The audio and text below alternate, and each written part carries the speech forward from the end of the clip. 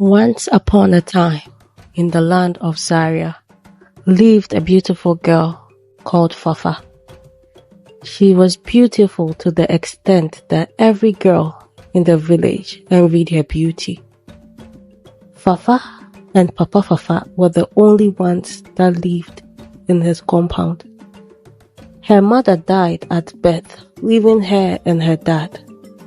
The elders of Zaria, seeing how lonely Papa Fafa was, urged him to remarry. Zulea, a beautiful woman who had twin daughters, was a good woman, one elder said. She would be a good mother to Fafa. Papa Fafa married Zulea and brought her to live in his home. She indeed proved to be a good mother and wife to Fafa. One day, on his way from hunting, Papa Fafa was bitten by a snake. Though he had tried his best to draw out the poison, he still passed away days after he returned home. The whole village mourned Papa Fafa along with his family. One person said, "Poor Fafa, she lost both parents." Fafa cried so many days and nights, asking the gods of Zaria why they had taken both her parents from her. Immediately after the death of Papa Fafa, Zulea, the stepmother, changed completely towards Fafa. One morning, she said to Fafa, "Hey, Orphan, starting from today, these are your social duties in this house. When you wake up in the morning, you clean the whole house, the compound, including my hut and that of my two princesses," she said. Fati, her first daughter, said, "Mother, I can't share a hut with Rabi anymore. I need my own hut." Rabi was her twin sister. Zulea, looking at Fafa with disdain and detest, said bluntly, "Pack up by evening and move to the hut next to the kitchen hut." Fafa looked at the hut that had rusted ceiling and no doors and nodded to his stepmother. She had no authority and no one to protect her anymore, so she remained quiet. Zulea continued, "Make sure to wash my clothes and that of my daughters, and leave no plate unturned until you are done with the whole day's job." Days that followed was like hell for Fafa. Years that came was hell to Fafa. She was chased and beaten by her stepmother. She kept the house and the compound neat and the hut tidy each and every day. And yet still her stepmother found fault with everything she did. Days that her stepmother was generous, she would chase her with a rod or stick, while her twin daughters laughed. One day, she went to the river bank to fetch water and wept bitterly why her parent had left her. She cried and sang a melodious song, and as a tear dropped into the river god came out in the form of a fish, scaring Fafa as she was about to run. It said, "Do not be afraid, Fafa. I listened to you sing, and your tears draw me. I know what your tears says. Do not worry. Take this stone. Very soon, your life will change. You just have one wish to ask this stone, and whatever you wish, it will grant you.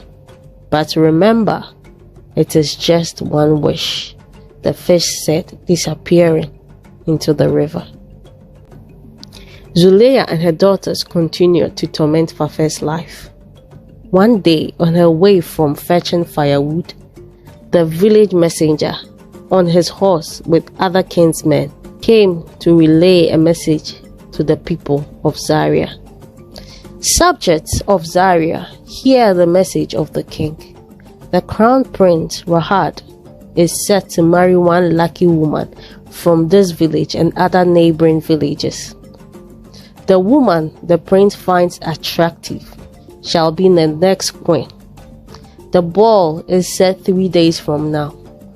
Hope you all prepare and show up in your best attire.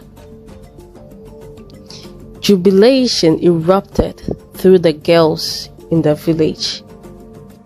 Everyone rushed home with this great news. Fatih and Rabi danced home, eager to tell their mother the message. Fafa held the firewood tight as she thought of a way to go to the ball. In the evening, sitting alone in her hut, she brought out the stone the river fish gave to her. She said, "The river fish said I only have one wish, therefore I would have to use this wisely." In days ahead, women from Zaria and other neighboring villages prepared their dresses, hair accessories, and other things to catch the prince's attention. Rabi and Fatih fought over dresses and shoes to wear and ended up being separated by their mother. Fafa sat in front of her hut with her hands on her chin, fighting over a dress. Fafa thought of plans and motions in her head, how to attend the ball. Fafa knew her stepmother would never allow her to attend the ball, so she never asked. The day came the women were waiting for. Fafa watched as the ladies in Zaria put on their best attires and shoes. The village was so noisy because everyone was attending the ball.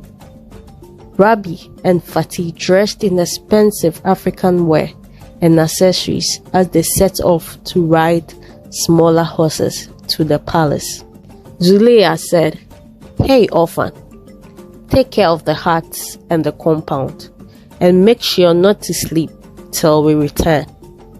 Rabi and Fatih pulled their tongue out mockingly to Fafa. After Fafa was sure every household had left and packed up, she went to her hut and picked up the magic stone and said, "Magic stone of Zaria River, make me into the most beautiful princess ever, with unique hairstyle and a beautiful chariot and a coach to take me to the king's palace and back home. May the people of Zaria not recognize me." There, the magic began. A second later, Fafa was transformed into the princess with beautiful clothes and a chariot with a coach to take her to the palace. The ride to the palace was in comfort and fast, the first in a while. The palace was huge and packed with women bowing one after the other, each one hoping the queen would notice and each one hoping the prince would pick them. As the chariot of Fafa arrived, everyone stopped, including the prince. The chariot looked like royalty, which meant the person was noble. There was gaps and chatters around. Everyone had the same thought as Fafa descended from the chariot. She was beautiful and elegant.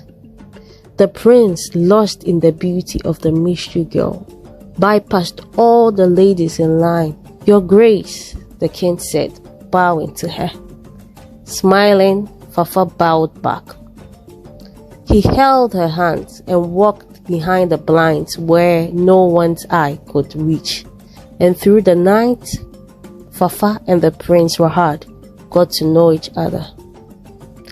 As midnight struck, Fafa noticed her hand bracelet shining and begin to disappear.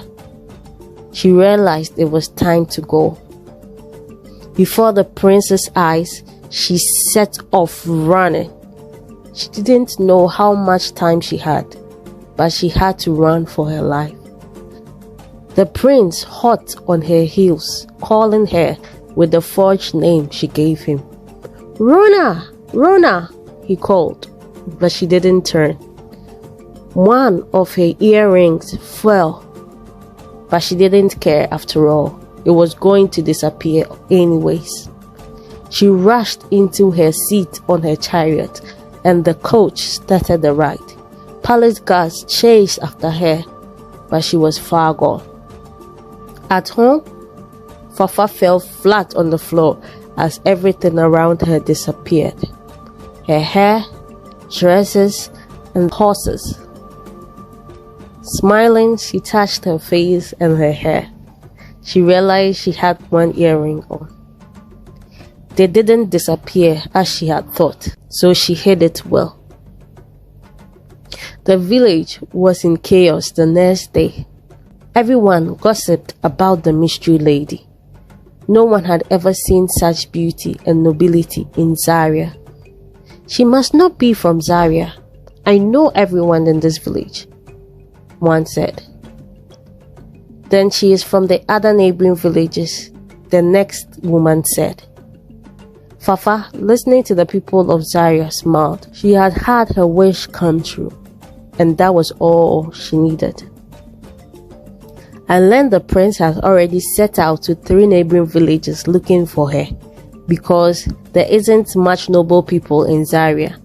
The ones that are, he already knew. Rabi and Fatih had hoped they were going to be chosen, but got the disappointment of their life. The prince will be passing through Zaria last to see if anyone has the earring of the mystery lady. Fafa's heart dropped from hearing this. As evening approached, so the king and the king's men and the prince came to Zaria. Women, girls, and ladies lined up to show their earrings. They all knew their earring wasn't a match, but still tried their luck. Zulea said to her daughters, "This is the last chance to grab the prince's attention." Rabi and Fatih wore revealing clothes as they walked out, showing every part of their body, with their not so similar earring. Everyone had come to see the prince except Fafa. She was scared of what her stepmother would do to her if she finds out she was the mystery lady, so she remained quiet. "Is that all the maidens of Zaria?" the prince asked. "No," he heard a response from the crowd. An old lady responded. Zulea watched as the unknown old woman brought out Fafa from the hut. The prince recognized her. His heart did a dance in his chest. It was her, he thought. He said, smiling, "Your earring, miss." The whole village watched as Fafa pulled an identical earring just like the one the prince held. The stepmother and the twins were shocked it was Fafa that day. The prince took Fafa along to the palace where a great wedding ball was held, where the villagers attended and rejoiced. Well, except Zulea and her 2 daughters.